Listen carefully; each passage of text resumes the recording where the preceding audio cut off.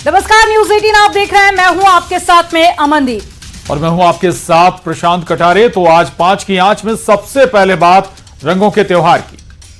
तो आज सबसे पहले बात रंगों के त्योहार की करेंगे, पर नफरती बोली से कैसे अमन की होली होगी। साथ ही बात उस फैसले की जो कि वक्फ बोर्ड ने जुमे की नमाज को लेकर लिया है। महू में हिंसा के नए नए वीडियो से पिक्चर पूरी तरह से क्लियर हो गई है और मोहन सरकार ने बजट पेश कर दिया है जिस पर सियासत आई है। क्या है बजट में खास, आपको बताएंगे। उधर पाकिस्तान में हाईजैक हुई ट्रेन का एक नया वीडियो भी सामने आया है। क्या है ये नया वीडियो, वो भी आपको विस्तार से बताएंगे।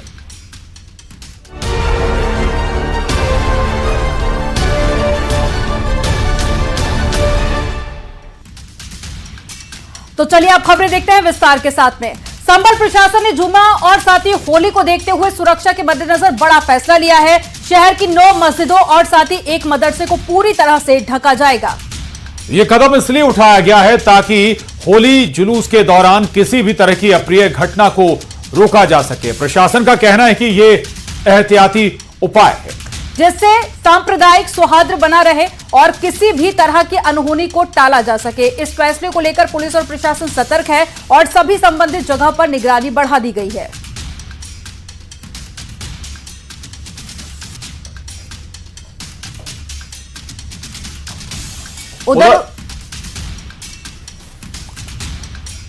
उधर उत्तर प्रदेश के शाहजहांपुर में 69 मस्जिदों को तिरपाल से ढक दिया गया है। प्रशासन का कहना है कि पिछले साल मस्जिद के ऊपर रंग चला गया था। इस बार ऐसा ना हो इसलिए कदम उठाया गया है।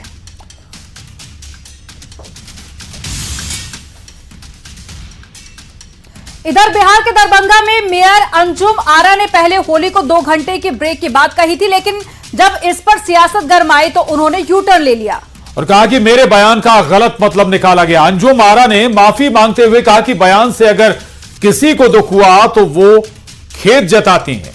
मेयर ने कहा कि उनका मकसद शहर में अमन चैन बनाए रखना है।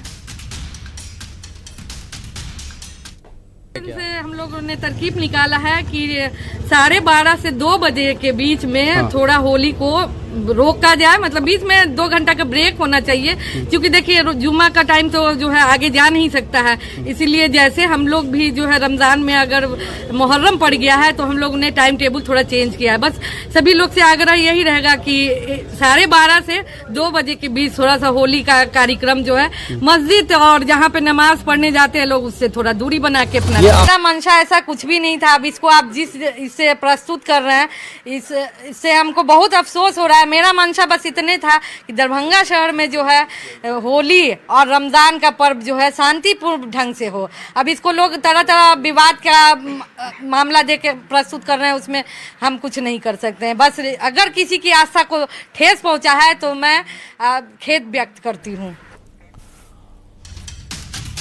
और बात होली की, होली को लेकर यूपी से एमपी तक घमासान है। इसी बीच कथावाचक प्रदीप मिश्रा ने सीएम योगी के बयान का समर्थन किया है।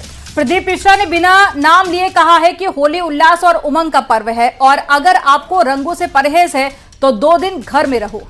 इसके साथ ही उन्होंने कहा कि अगर कोई रंग डाल दे तो आपकी बेरंग जिंदगी में रंग भरा क्षण मानकर आप भी होली का आनंद लो। उधर छत्तीसगढ़ में होली को लेकर वक्फ बोर्ड ने बड़ा फैसला लिया है। दरअसल वक्फ बोर्ड ने होली के दिन जुमे की नमाज का समय बदल दिया है।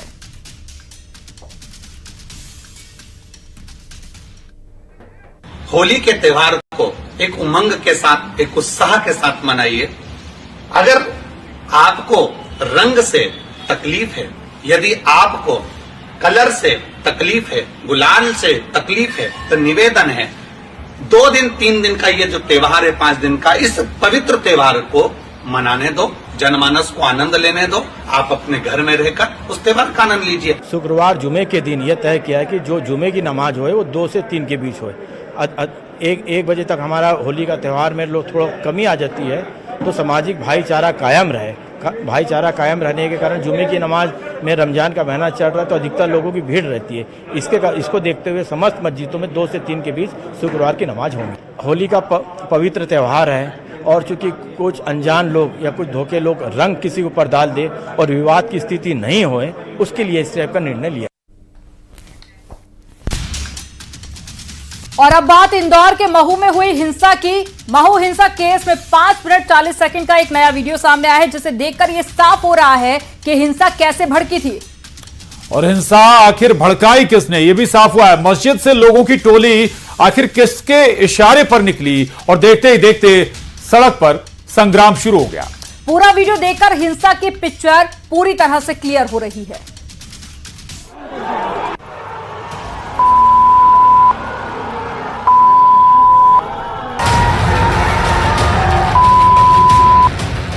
पांच मिनट 40 सेकंड का ये वीडियो इंदौर के महू में हुई हिंसा का वो सबूत है जिसे ना तो कोई झुठला सकता है और ना ही इसमें दिख रही हकीकत पर पर्दा डाल सकता है। 1 मिनट 25 सेकंड पर यह शख्स मस्जिद के गेट के पास आता है और फिर हाथ का इशारा करके मस्जिद के अंदर से लोगों को बुलाता है। पहले 2-3 लोग मस्जिद से बाहर आते हैं, फिर देखते ही देखते लोगों की पूरी टोली दनादन बाहर निकलती है और टीम इंडिया के विजय जुलूस पर टूट पड़ती है।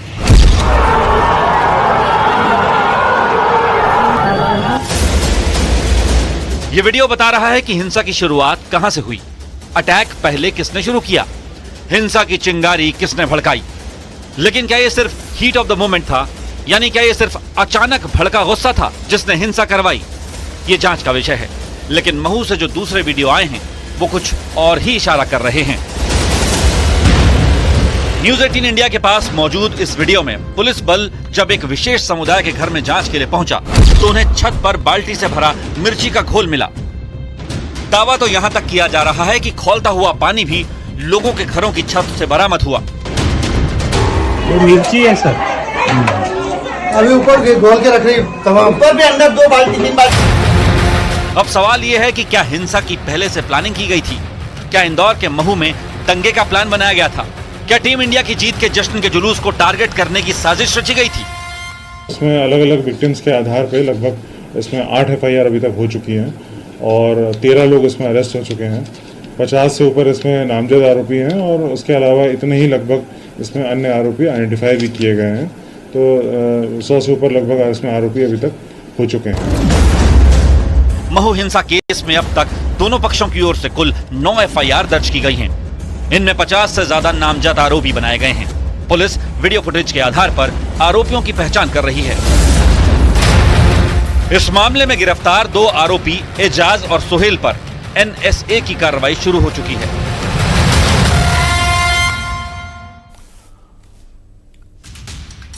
और बात MP के बजट की। मध्य प्रदेश के वित्त मंत्री जगदीश देवड़ा ने विधानसभा में अपना दूसरा पूर्ण बजट पेश किया। इस बजट में युवाओं, महिलाओं, उद्यमियों समेत सभी वर्गों का ख्याल रखा गया है।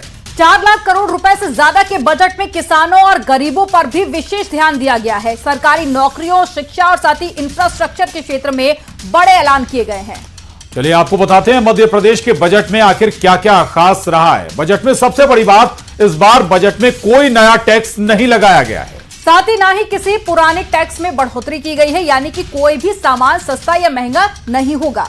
और बजट में 3 लाख नौकरियों का ऐलान भी किया गया है। इसी के साथ सरकारी कर्मचारियों के लिए बड़ा ऐलान भी हुआ है। 1 अप्रैल 7वें वेतनमान DA में बदलाव होगा और लाडली बहनों की राशि नहीं बढ़ाई गई है। लाडली योजना को अटल पेंशन से जोड़ा जाएगा।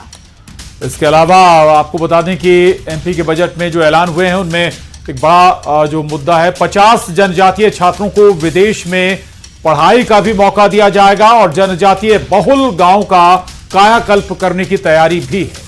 और इसी के साथ में 1 करोड़ 33 लाख परिवारों को मुफ्त राशन मिल रहा है। किसानों को ब्याज मुफ्त लोन और साथ ही इसके अलावा कई और फायदे भी दिए गए हैं। 11 नए आयुर्वेदिक कॉलेज खोले जाएंगे और इसके अलावा 22 नए ITI खोलने की तैयारी भी है।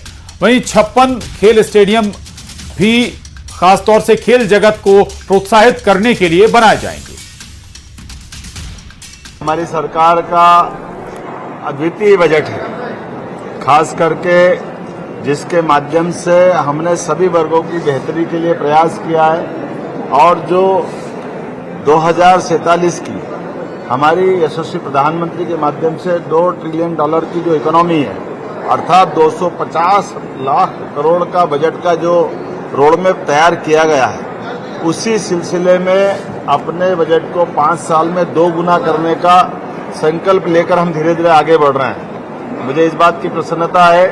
बहुत ही अच्छा है, बहुत लंबा जरूर था, लेकिन राशि भी पर्याप्त मिली है और दिल खोल के दोनों हाथ से मिली है। आज देखिए इस बजट में पर्याप्त व्यवस्था शिक्षा के क्षेत्र में है, स्वास्थ्य के क्षेत्र में पैसा दिया गया है, सिंचाई के क्षेत्र में दिया गया है, सड़कों के लिए दिया गया, हर क्षेत्र में पर्याप्त पैसे की व्यवस्था है। बहुत ही शानदार, और मुझे लगता है कि प्रदेश को एक विकसित मध्य प्रदेश की तरफ ले जाने के लिए एक बेहतर सोच के साथ, एक विजनरी अप्रोच के साथ हमारे वित्त मंत्री जी ने बजट प्रस्तुत किया है। इसमें बजट को लेकर सरकार ने हर वर्ग के लिए फिट बताया है, तो उधर विपक्ष ने बजट को लेकर सरकार पर हमला बोला है। विपक्ष का आरोप है कि बजट में कुछ नहीं है, सरकार सिर्फ कर्ज चुकाने के लिए कर्ज ले रही है। लाडली बहनों की राशि बढ़ाने का वादा किया गया था, लेकिन बजट में बहनों को लेकर कोई ऐलान नहीं किया गया। उल्टा लाडली बहना योजना को अटल पेंशन से जोड़ा जा रहा है। बजट भाषण के दौरान विपक्ष ने सदन से वॉकआउट कर दिया था और विपक्ष के आरोपों पर बीजेपी ने पलटवार किया है। वहीं बीजेपी का कहना है कि कांग्रेस को हर बात में टांग अड़ाने की आदत पड़ गई है। बजट से पहले विपक्ष ने सरकार के खिलाफ जोरदार प्रदर्शन किया। कांग्रेस विधायक बेड़िया और साथी जंजीर लेकर सदन पहुंचे।